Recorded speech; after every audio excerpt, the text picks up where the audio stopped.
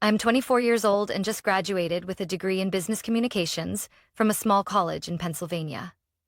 If you had asked me 3 years ago whether I'd end up moving back into my parents' old beige house in the suburbs of Pittsburgh after graduation, I would have laughed out loud. But life has a funny way of reminding you that not everything goes according to plan. I returned to my family's familiar beige house on a gloomy April afternoon, gripping the handle of my worn-out suitcase.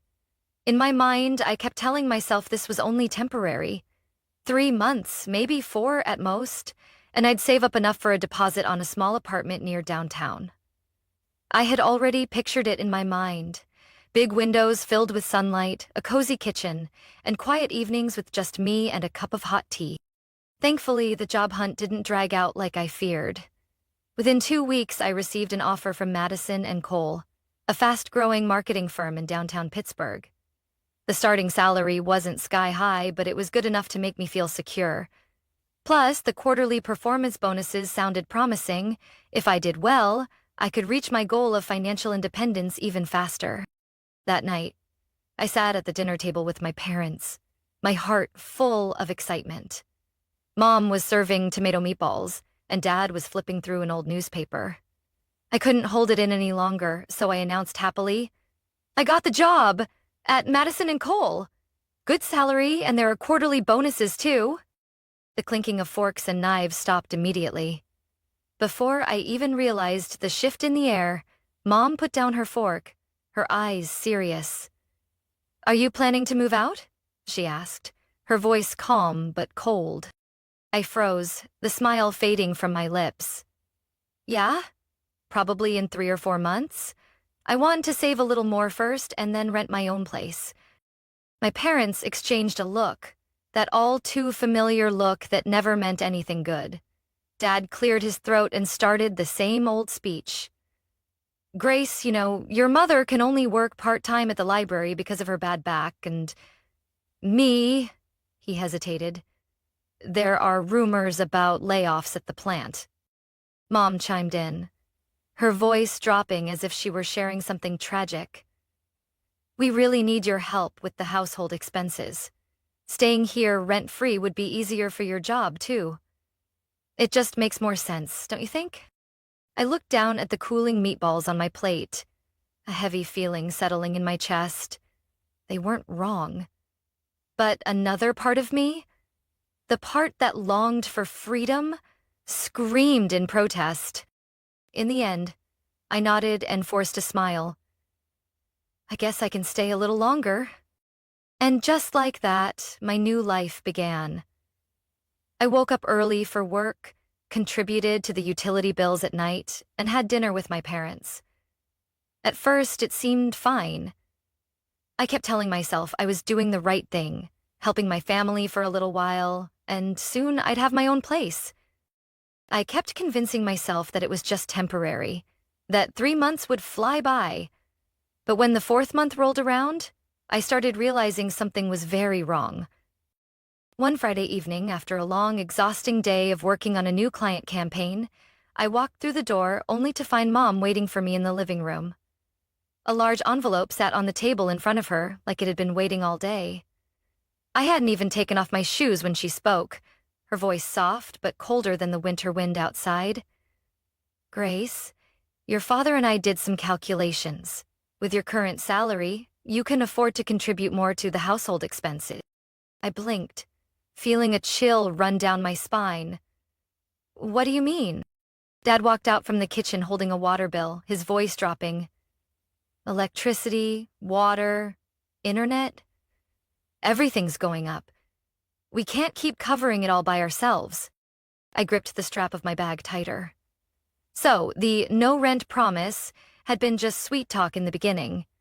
Now that I was getting settled in my job, they had everything lined up to make me pay more. "I already buy groceries every week," I said, trying to stay calm. "And I've been paying the electric bill since last month, too." Mom shook her head, giving me a sad little smile. "That's just a small part, Grace. At this point, we really need you to contribute a fixed amount every month. Think of it as sharing the family responsibility." I tightened my grip on my bag, my heart sinking. Every time I thought I was making progress, it felt like another invisible chain pulled me back. I only plan to stay for a few months, I reminded them, my voice cracking. I'm saving to move out. Dad crossed his arms, his expression hardening. Saving is good, but family is family. You can't turn your back when we need you. The phrase, family is family, echoed in my head like a sad, endless song. I nodded quietly, too drained to argue, and hurried upstairs, swallowing the lump in my throat. The days that followed felt like living under a thin layer of pressure seeping into everything. Dinner wasn't light conversations anymore. It was a steady stream of subtle reminders about rising gas bills, roof repairs, and new expenses. "This winter's really harsh," Mom would comment while holding the heating bill. "If someone could chip in a little more, it would make things so much easier." I ate my cold soup in silence, bitterness rising inside me. One Saturday afternoon, while I was at my desk working on Madison and Cole's quarterly report, Mom knocked and entered with a stack of family health insurance papers. She smiled sweetly, but her words were razor sharp. "Grace, we were thinking you could help with a small part of the insurance premiums. You know, health is everything." I looked up at her like I was seeing a stranger. "Mom, I don't even have my own insurance yet." "You're young and healthy, you'll be fine," she cut me off, her voice breezy as if me carrying the entire family was perfectly natural. That night, lying in my old room, listening to the wind howl outside, I wondered when exactly I had turned into the family's walking wallet. My original plan, save for 3 months and move out, now felt as fragile as smoke, easily blown away by guilt trips, suggestive glances, and sharp words disguised as concern. I realized that if I stayed in this house, I would never be allowed to leave. I closed my eyes, the weight of an unformed decision heavy in my chest. But deep down, a tiny flame flickered. I knew I couldn't stay like this forever. I hadn't even mapped out my next move yet when, one Sunday afternoon, the front door swung open, and with the cold October breeze came my sister. Lauren. Lauren, 8 years older than me, was married to a man named Craig and had 2 young kids, Ella, who was 5, and Mason, who was 3. She had lived 2 states away, but today she showed up unexpectedly with her whole family, laughter echoing through the hallway. Ian went for the gases and Grace leaned back in differential music. Travis and Craig, this is actually... There are so many guys here, crowding me. "Add in, Mason, it's been so long." She rushed over, hugging and fussing over the kids like they were the most adorable beings on earth. I stood at the kitchen doorway, a glass of water in my hand, quietly observing. A part of me was already used to this, the way Mom lit up at the sight of Lauren, the way Dad abandoned his favorite sports broadcast to greet Craig at the door, the way the entire house seemed truly alive only when Lauren was around. "Grace, could you grab another glass for Craig?" Mom said sweetly, without even glancing at me. I set my water glass down and silently fetched another one, like a shadow moving through the room. That night, I learned something new. It didn't matter that I was grown, that I had graduated with honors, or that I was shouldering a large part of the household expenses. In my parents' eyes, I would always be the background to Lauren's spotlight. Throughout dinner, every conversation revolved around her. Mom couldn't stop asking about the new house Lauren and Craig had just bought, the private school they were considering for Ella, or the luxury Christmas vacation they were planning. "Has Ella learned to read yet?" my mom asked, her eyes sparkling with pride. "She's already reading children's books, Mom," Lauren beamed. "And Mason is learning how to swim. He's doing great." "That's wonderful," Mom exclaimed, turning to my dad, her face full of pride. "Our daughter really is the best." No one asked me about my job at Madison and Cole. No one asked about the campaigns I had won, the nights I stayed up to meet deadlines. No one cared that I was trying, that I was building a life of my own. I cut my meatball into small pieces, chewing silently, barely tasting anything. After dinner, while I was washing dishes, Lauren casually appeared behind me, leaning against the kitchen counter. sipping a glass of white wine. "You're still living here?" she chuckled, as if it was the most bizarre thing. "Yeah," I replied shortly, scrubbing a plate under the hot water. "You know," she sang, "living with your parents at this age is a little weird." I turned and looked straight into her pale blue eyes. "The same as Mom's." "I'm here to help them pay the bills," I said, trying to keep my voice calm. Lauren shrugged and took another sip. "Well, someone had to do it. Lucky for them, they have you." Her smile was light, but every word felt like a needle picking my chest. That night, sitting in my room, listening to Lauren and Craig laughing in the living room, I didn't even feel sad anymore. Just a cold numbness.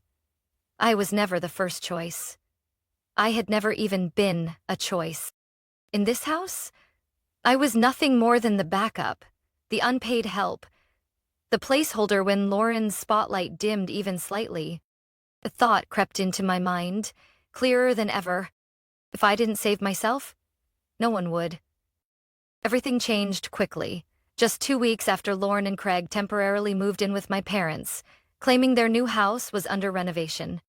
I still remember that afternoon vividly, dragging myself up the porch steps after a long day at work, only to see their SUV parked out front, and hear the loud shrieks of the kids from the yard.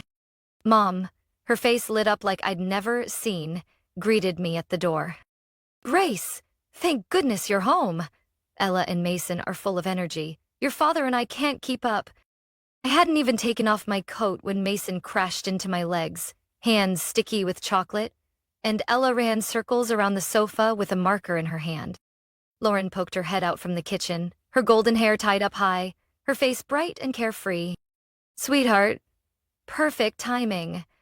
We were thinking of grabbing dinner out. You don't mind watching the kids for a few hours, do you?" I opened my mouth to protest, but Mom was quicker, her voice sweet as syrup. "You know your father and I aren't as spry anymore, Grace. You're the only one fast enough to keep up with them." I looked around at the messy house, toys scattered everywhere, new stains on the carpet, and swallowed the lump in my throat. "Just a few hours," I muttered, convincing myself. But a few hours was never just a few hours. Dinner turned into drinks with friends, then coffee, then a late movie. That night, I stayed up until nearly midnight, coaxing Mason to sleep while Ella lay crying for her mom. The next day, when I tried to sit down with my parents to share how overwhelmed I felt, all I got were dismissive looks. "My back was killing me all night," Dad groaned, rubbing his hip. "I can't chase after the little ones anymore." Mom sighed sympathetically, mostly for herself. "And I had a headache all morning. Grace, only someone young and strong like you can handle them." And so, an unspoken agreement was made. Grace was the default babysitter. I worked from 8 to 5, came home exhausted, and immediately became the unpaid nanny. On weekends, when my friends went on trips, attended festivals, or simply slept in, I juggled Mason's meals, Ella's coloring sessions, cleaning up the house before my parents' unannounced gatherings.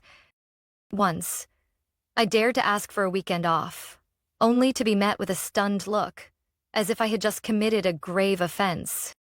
"You can't just think about yourself, Grace," Mom said, her voice heavy with guilt. "Lauren and Craig need some time together. The kids are little. Who else will care for them if not you?" I stayed silent. In this house, every argument revolved around one thing: everyone else's needs. Mine simply didn't exist. Worse yet, Lauren began to treat my presence as a given. Every time I walked through the door after work, she was there, waving a list of tasks: feed Mason, help Ella with preschool assignments, fold laundry, clean up toys. "We've got date night," Lauren said once, applying lipstick in front of the living room mirror while I bounced a crying Mason on my hip. "Someday, you'll get it. This is good real-world experience for you." I clenched my jaw, feeling like I was being shackled to a life that wasn't mine. Every day, I felt myself sinking further, losing little pieces of myself. And deep down, a voice kept growing louder. "It's time to change, Grace.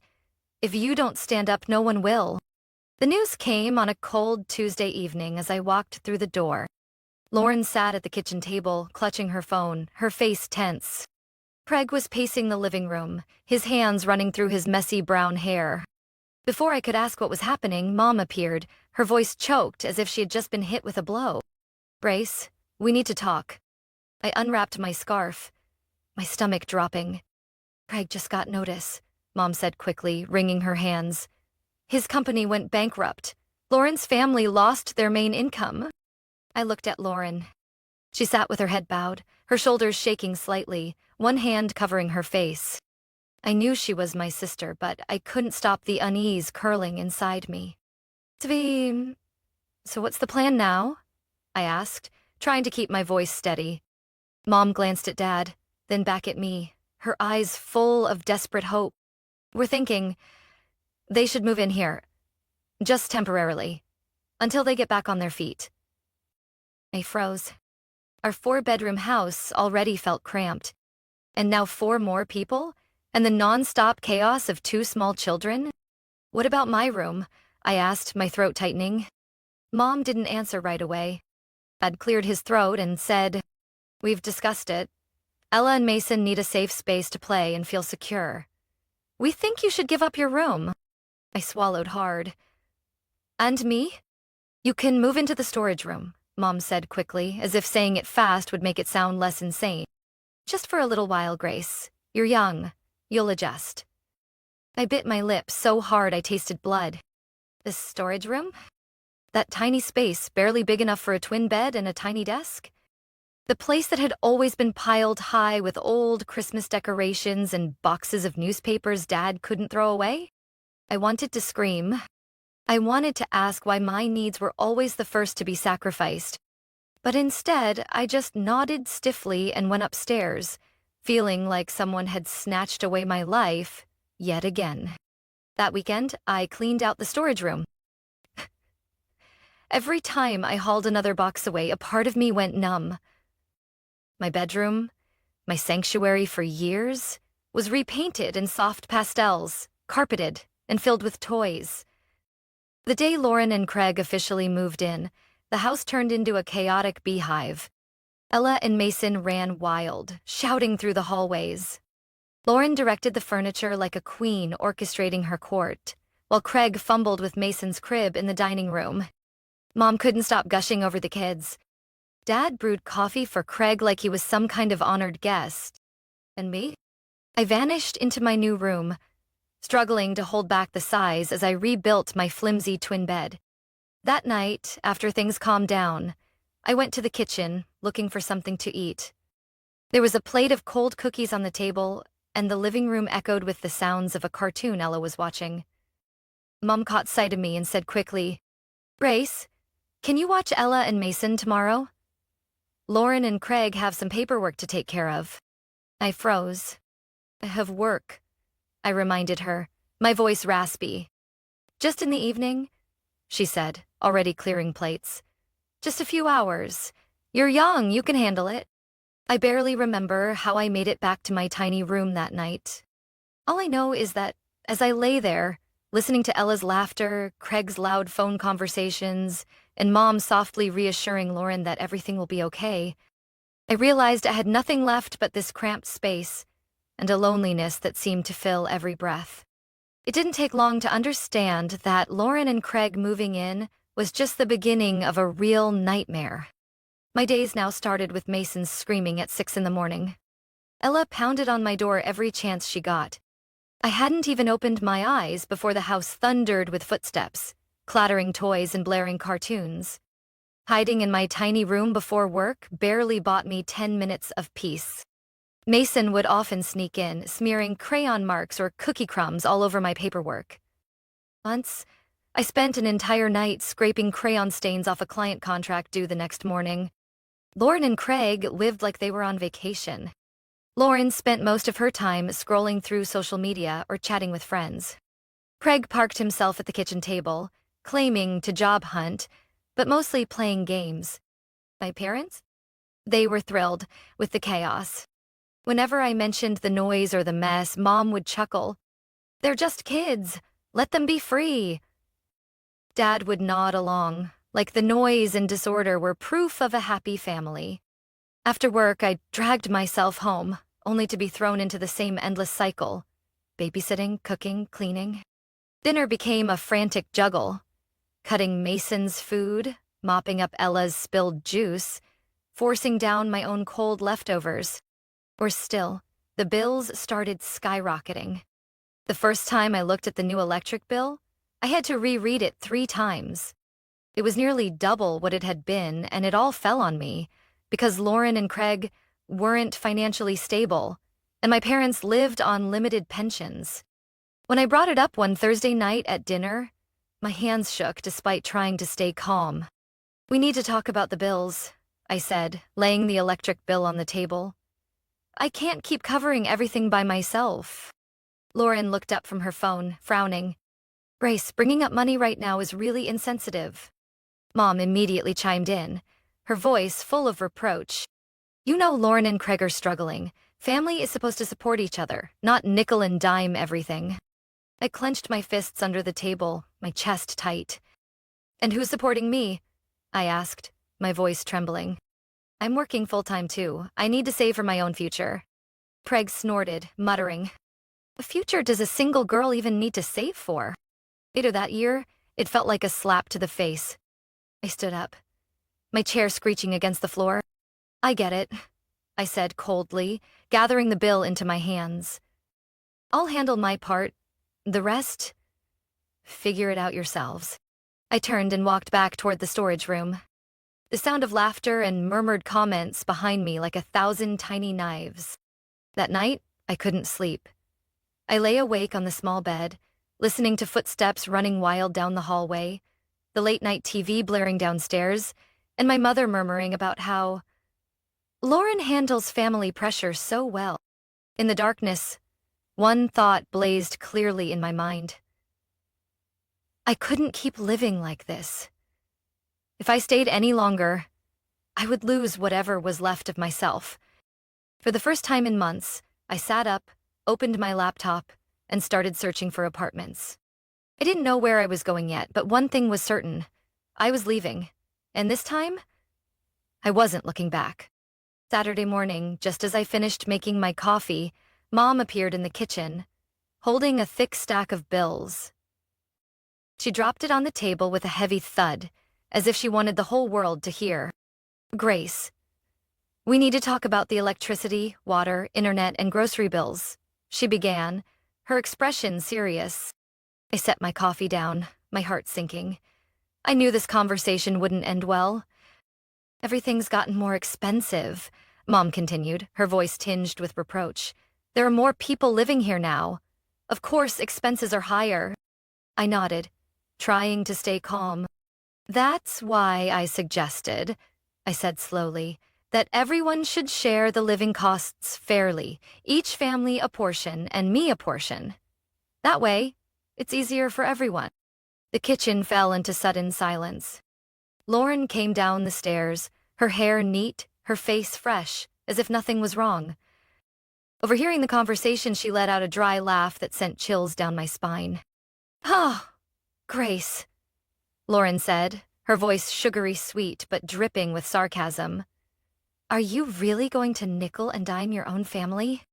Craig called out from the living room, throwing in another jab that made my blood boil. "We're struggling right now, and you still have the heart to bring this up?" Dad shook his head and sighed like I was the most ungrateful child in America. "Family means sacrifice, Grace. You can't always think about dollars and cents." Mom delivered the final blow, her voice firm as a gavel. "If you're not willing to help when the family's struggling, what kind of family member are you?" I bit my lip hard, swallowing all the arguments stuck in my throat. Any reason I gave would just be crushed under the ungrateful label they were eager to slap on me. I turned away, feeling my heart being squeezed tight. The coffee in my hand had gone cold, just like the numbness spreading through me. From that day on, my resentment wasn't just a quiet simmer anymore. It became a storm, growing bigger and stronger every day. Lauren and Craig kept using me as their free weekend nanny. Every Friday afternoon, I'd get a text from Lauren. Something like, Craig and I have plans tomorrow night. You'll watch Ellen Mason, right? Thanks, love. As if it was a given, not even worth asking. My parents kept using their health as an excuse any time I hinted that maybe they should help. Dad's got a headache. Ari's mom's back is acting up. We're getting old, Grace. The same broken record over and over. Meanwhile, I was stuck in a never-ending loop. Work, pay bills, babysit, clean, collect. One time, I dared to say no. A simple text. I'm busy this weekend, can't babysit. Within minutes, my phone blew up with missed calls and guilt trip messages from Mom, Dad, and Lauren, all with the same accusatory tone. You're letting the family down. Your sister has been through so much. Only selfish people turn their backs on family in tough times. Every word felt like a dagger in my pride. But this time, instead of feeling guilty, I just felt empty. Sunday night, as I cleaned up toys scattered across the living room, Lauren strolled in with a smoothie in hand. Craig and I are going to look at model homes tomorrow morning, she said casually. So you'll need to watch the kids again. I froze, looking at her, feeling nothing but ice inside. You do realize, I said, my words sharp as stone, that I have a life too? Lauren shrugged and smiled coldly. Oh, Grace, you live with your parents and work a desk job. What could you possibly be so busy with? I stood up straight, staring directly into her eyes. For the first time in months, I felt no fear. No hesitation. Just wait, I said softly. You'll find out soon enough. I turned and walked away, leaving behind Lauren's annoyed, confused face. Inside me, a plan was forming. And this time, I swore no one was going to crush my dreams again. I sat, curled up in the cramped storage room, the dim light from an old desk lamp casting uneven shadows on the walls.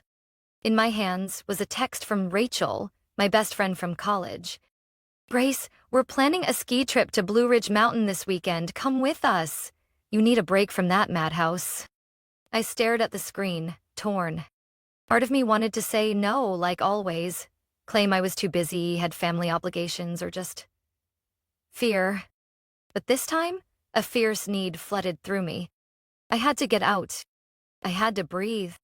I had to remind myself that another life existed beyond this endless cycle of bills, babysitting, and cleaning.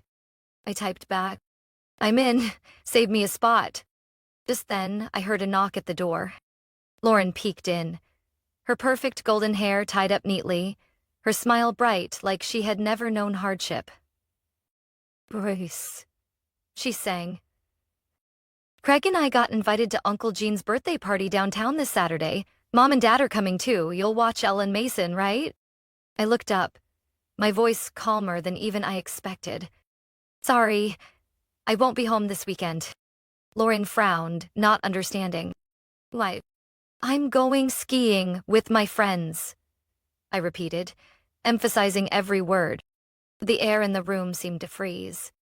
You're kidding, Lauren barked a sharp laugh. Grace, this is a family thing. No, I'm not kidding, I said, standing up, feeling a new strength rush through me. I have a right to live my own life. I'm not your free babysitter anymore. Within minutes, shouting echoed downstairs. Craig, Mom, Dad, all chiming in, a chaotic choir of outrage. You're abandoning your family for a ski trip, Grace? Mom shrieked. I can't believe how irresponsible you're being, Dad growled. We trusted you, and you betrayed that trust, Craig chimed in, as if he had the most right to speak. With her squeezed, Lauren pointed her finger straight at me, her voice shaking with anger. If you walk out of this house this weekend, don't ever come back. Her words hit me like a hammer to the chest, but instead of collapsing like they expected, I simply smiled, the first truly free smile I had in months. Don't worry, I said coldly. I'm leaving, and I have no intention of coming back. They stood frozen. as if they couldn't believe what they just heard. But I didn't give them a chance to react. I turned, went upstairs, and started packing. Not much, just a few sets of clothes, my laptop, personal documents. The rest? I was ready to leave behind without a second thought. I heard my mother's wailing from downstairs, my father shouting, Lauren's furious voice, all swirling together like a storm behind me. But I didn't look back. Not once. Just a few hours later, I was behind the wheel of my old car, driving straight out of the street I had grown up on, leaving behind the suffocating walls and the people who only knew how to demand but never how to understand. That night, I slept on Rachel's small couch, in a cozy apartment filled with laughter. For the first time in a very long time, I could breathe air that wasn't heavy with resentment or expectations. The next morning, I woke up on Rachel's couch, weak winter sunlight filtering through the curtains. In my mind was a strange sense of relief, a feeling I had forgotten for months. Rachel handed me a hot cup of coffee. "Grace, are you sure?" she asked, her eyes full of worry and pride. I smiled, more certain than ever. "I'm sure." That very afternoon, I went back to the old house, not to apologize, not to negotiate, but to end it all. The whole family seemed to be waiting. Mom sat in the living room, her face cold as ice. Dad had his arms crossed, disappointment plain on his face. Lauren stood next to Craig, lips pressed tight, while the kids played with toys on the floor, blissfully unaware of the storm about to hit. I took a deep breath and stepped into the center of the room. "I'm here to pick up the rest of my things," I said calmly. "And to let you know, starting today, I no longer live here. I'm not paying any more living expenses either."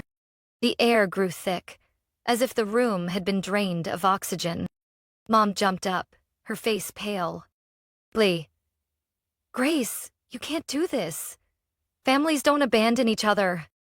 I looked straight into her eyes, unblinking. "No, Mom. Real families don't exploit each other like this."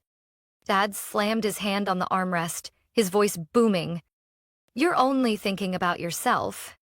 I swallowed the anger rising inside me and replied with a strange calmness. "I've been thinking about everyone else for years. Now it's time to think about myself." Lauren scoffed, crossing her arms. "Wait until you need help. Don't expect any of us to be there for you." I turned to her, the smile on my lips free of bitterness. I don't need a family that only knows how to demand but never once asks if I'm okay. No one said a word as I quietly went upstairs and gathered the last of my belongings. One small suitcase, a few favorite books, my laptop, and my favorite coat. That was it. Everything else, the half-hearted gifts, the bitter memories, I left behind without regret. As I dragged my suitcase down the stairs, Mom rushed toward me, grabbing my arm, desperation in her eyes. "Grace, please think it over. You'll regret this." I gently freed my arm from her grip and whispered, "No, Mom. I'd regret staying." I opened the door. The biting January air slapped my face, waking every nerve in my body. I pulled my suitcase across the threshold, stepping outside, letting the old wooden door close behind me like the final period on a long, painful chapter. Driving back to Rachel's small apartment, my phone buzzed nonstop with calls and texts. I didn't even need to read them to know what they said. Rachel welcomed me with a warm smile and a tight hug.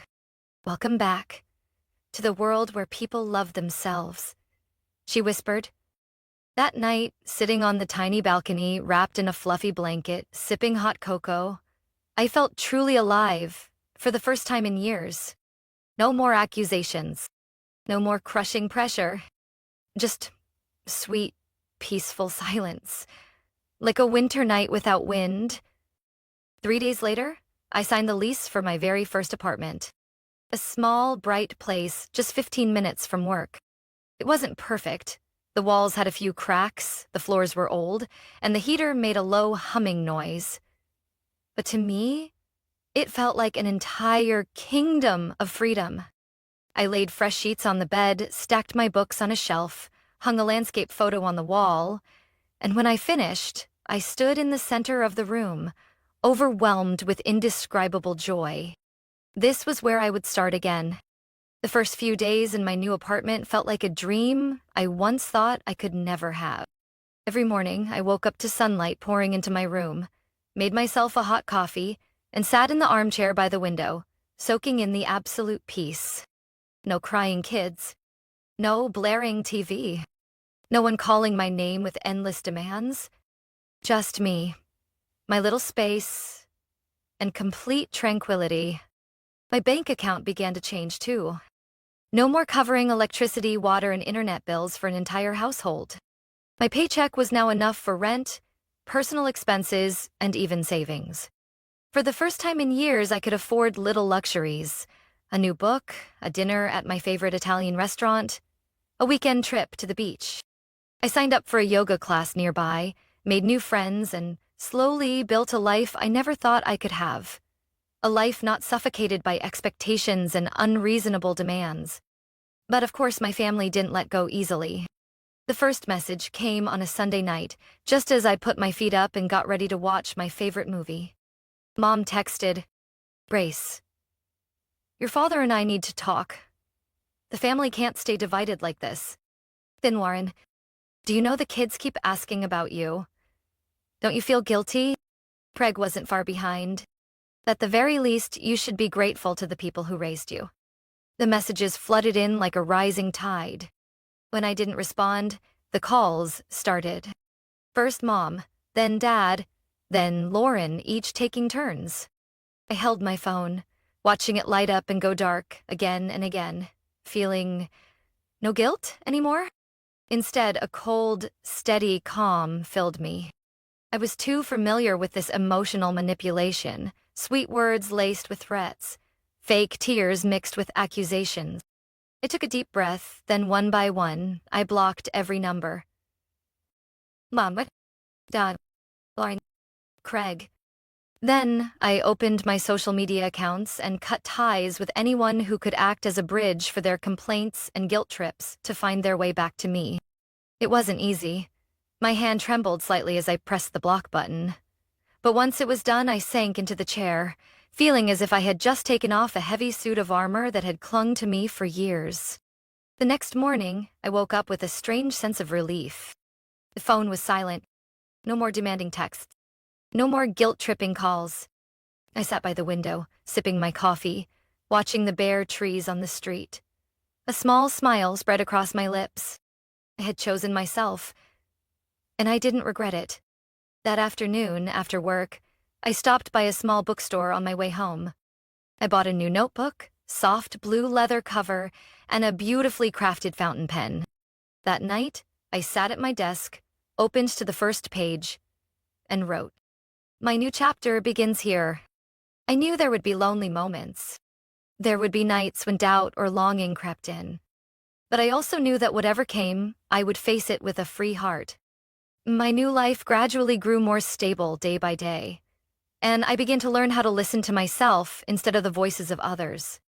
Each morning, as sunlight streamed through the window, my heart filled with hope. I learned to savor the small things: a fragrant cup of tea, a favorite song playing while cooking, a lazy afternoon walk around the park near my apartment. These joys had once been buried under the shouts, the frowns, and the endless demands. I slowly realized that I didn't need permission to live the life I wanted. I no longer had to prove my worth by sacrificing for people who had never truly valued me. I thought back to the years I spent pushing myself, working overtime to pay bills, sacrificing precious weekends to babysit, carrying responsibilities that were never mine to begin with. All that time, I believed that if I worked hard enough, loved deep enough, I would eventually be recognized. But the truth was, my kindness only made others feel entitled. One late night, while jotting notes in my new notebook, I wrote a sentence, one word at a time, like a promise to myself. I deserved to be loved, respected, and free to choose my own life. I realized that love isn't blind sacrifice.